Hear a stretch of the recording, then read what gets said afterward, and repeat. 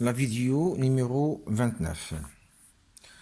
On va essayer de récapituler un peu. On a, dans le chapitre, le deuxième chapitre, on a vu qu'on va aborder les différents types de fonctions. Et on a dit qu'on va voir trois types de fonctions. Les fonctions usuelles et les fonctions composées. Et le troisième type, c'est les fonctions trigonométriques.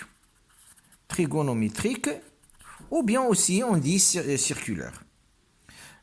Dans les fonctions usuelles, on a vu les fonctions affines qui sont de la forme ax plus b, les fonctions du second degré ax carré plus bx plus c. Ici, on a dit que c'est une droite en fonction de a, soit elle est croissante si a est positive, soit elle est décroissante si a est négative. Et si les fonctions du second degré, on a dit que ce sont des fonctions paraboliques, comme ça ou bien comme ça, en fonction de a, soit il est convexe si a est supérieur à 0, concave si a est inférieur à 0. Les fonctions homographiques, on a dit que ce sont des fonctions hyperboliques, des hyperboles. Et maintenant, dans la dernière vidéo, on a vu les fonctions cubiques et les fonctions racines. Maintenant, on va essayer de voir un deuxième type de fonctions qui sont les fonctions composées. Que signifie une fonction composée? Si vous vous rappelez, on a dit que dans la première question, la notion des fonctions. Que signifie une fonction? On a dit une fonction est une relation entre deux ensembles, A et B. X a pour image f de x. Très bien. Maintenant, la fonction composée, c'est quoi? C'est comme si on a trois ensembles maintenant. A et B et C. Et on a une fonction f entre A et B, et on a une autre fonction G entre B et C. Donc, qu'est-ce que j'aurai ici? L'ahdo ici, j'ai X, et ici j'ai l'image de X, F de X ici. Même chose, qu'est-ce que j'aurai ici? J'aurai G de ce point-là. Si je suppose que f de x égale à y. J'aurai ici f de y. Et c'est quoi y? C'est f de x.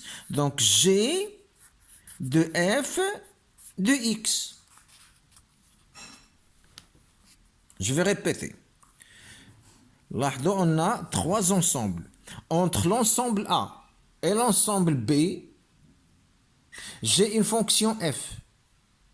Donc, x a pour image un certain y. À quoi est égal y? C'est l'image de x. Donc, c'est f de x. On appelle y est égal à f de x. Très bien. Maintenant, ici, j'ai l'ensemble B et l'ensemble C. Et j'ai une autre fonction entre B et C. Donc, si j'ai ici un élément, une variable réel qui s'appelle y, j'aurai ici l'image de y. Par quelle fonction? Par la fonction g. Donc j'ai ici g de y. Et c'est quoi g de y? Et c'est quoi y? C'est f de x. Donc j'aurai g de f de x. Cette notion-là, g de f de x, on dit que j'ai une nouvelle fonction h de x qui est égal g de h de x. J'ai une nouvelle fonction maintenant qui va de x de A vers C. Telle que la nouvelle, maintenant comme ça, j'ai une nouvelle fonction de A vers C. Et cette fonction, c'est quoi? c'est g de f de x, c'est quoi? C'est une nouvelle fonction h de x. Donc h de x est égal à g de h de x. G de h de x est appelée une fonction composée. La fonction composée h de x qui est égale g de f de x est notée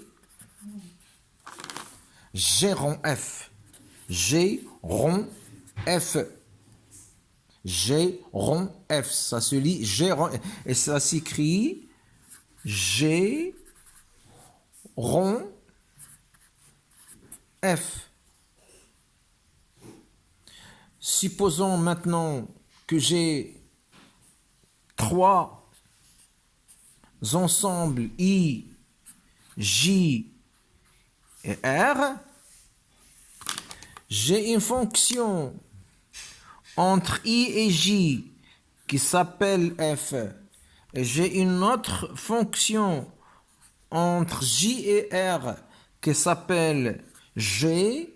Alors, entre I et R, j'ai G de f de x qui est ici. Donc, j'ai G rond f. C'est quoi G rond f? C'est ma nouvelle fonction qui lie I à R. Autrement dit, si I,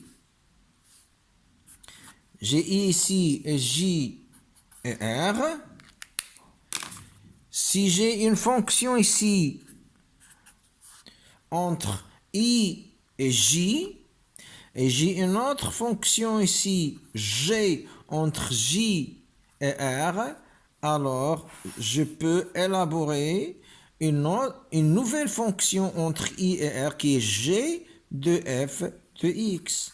Et G rond f. Et ça, c'est G rond f de x. Bon, prenons un exemple. Considérons la fonction f soit f de x, ou bien soit f elle est définie de n vers z, tel que x a pour image x moins 4, et j'ai une autre fonction g de z maintenant, l'ensemble d'arrivée de celui-là et l'ensemble de départ de celle-là.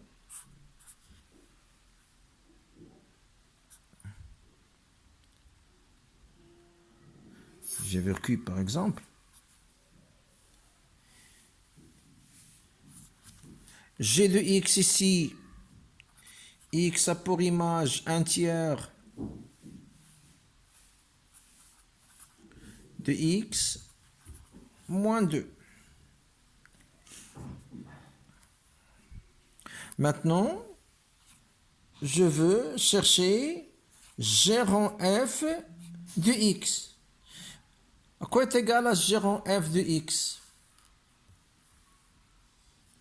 Est égal à g de f de x. À quoi est égal à g de f de x? À quoi est égal à f de x? Égal à x moins 4. لاحظوا, f de x égale à x moins 4. Donc, chez g de x moins 4.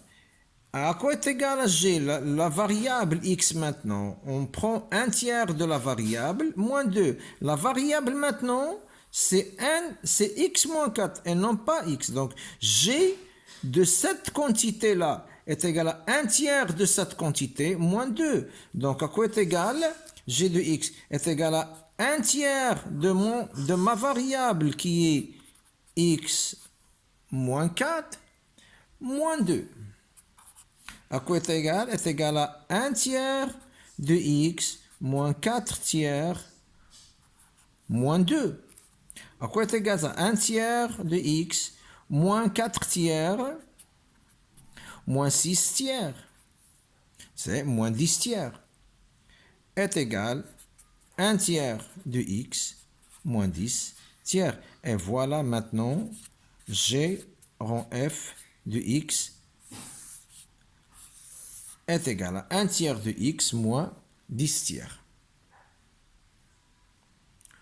Je peux même factoriser par 1 tiers, qui est égal à 1 tiers facteur de x moins 10.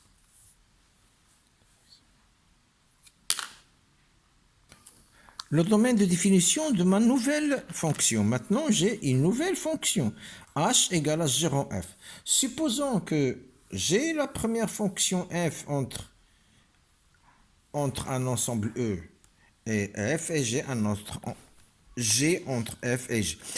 Bon, maintenant, pour que cette fonction-là existe, il faut que ce x-là appartient à mon domaine de définition. Bien sûr, pour que f existe, il faut que x, pour que la fonction f existe, il faut que cette variable-là, la variable de la fonction, appartient à mon domaine de définition. Supposons que f de x est égal à racine carrée de x moins 3.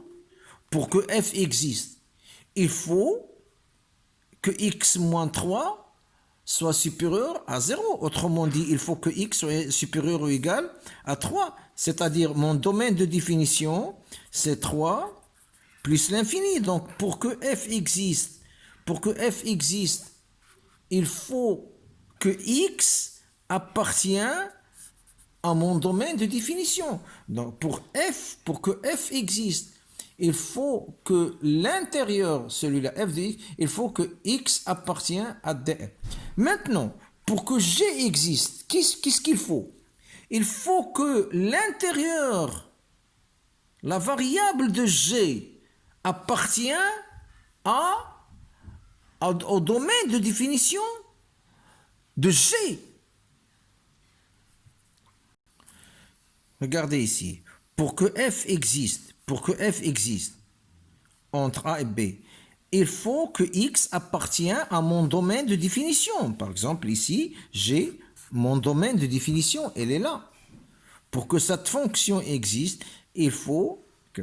Même chose, pour que cette fonction existe, il faut que l'élément ici appartient à mon domaine ici.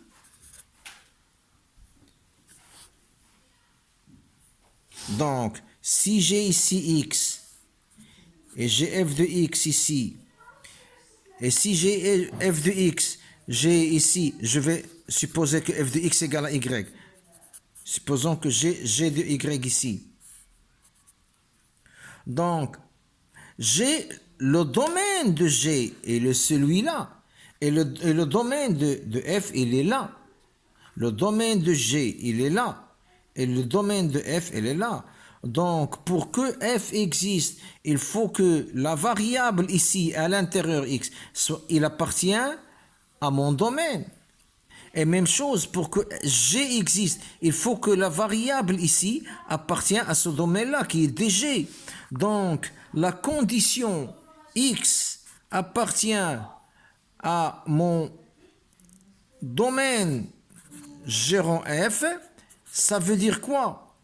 Il faut que x appartient à mon domaine de f. Il faut que x appartient à df. Et aussi, y chez y, il y a f de x. F de x appartient à mon domaine ici. D de g.